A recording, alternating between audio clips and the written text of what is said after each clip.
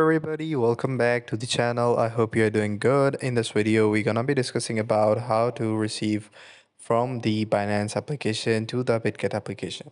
For that, the process is very easy and simple. Just go to the receive button and select the currency or the chain in which you will be receiving from the Binance application. For example, let's go to the USDT. In the USDT, you will see there are different sort of chains over here. So for example, I'm gonna go with the tone chain. So wait for 5 seconds.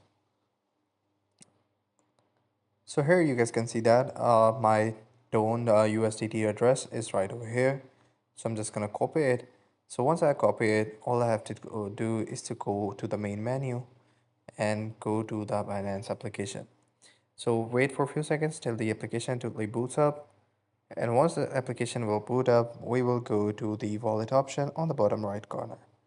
So once you're in the wallet option, all you have to do is to send the USDT to the Bitget wallet. For that, all you have to do is to go and tap on the withdraw button. Once you do it, you will see that the withdraw button is over here.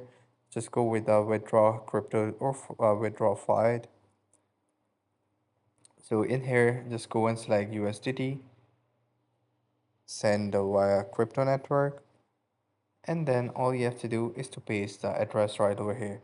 So here you guys can see that the Binance application has already automatically picked up the chain, which is Stone Coin, and there is no need of memo in it. So all you have to do is to write the amount. For example, I can send minimum 10, and all I have to do is to tap on withdraw option. So I'm just going to do it.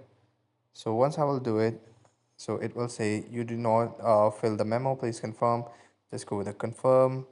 So all you have to do is to go press confirm button over here. So that's pretty much it. I hope you find this video helpful. If you do, please consider subscribing to the channel. Take care. Bye bye.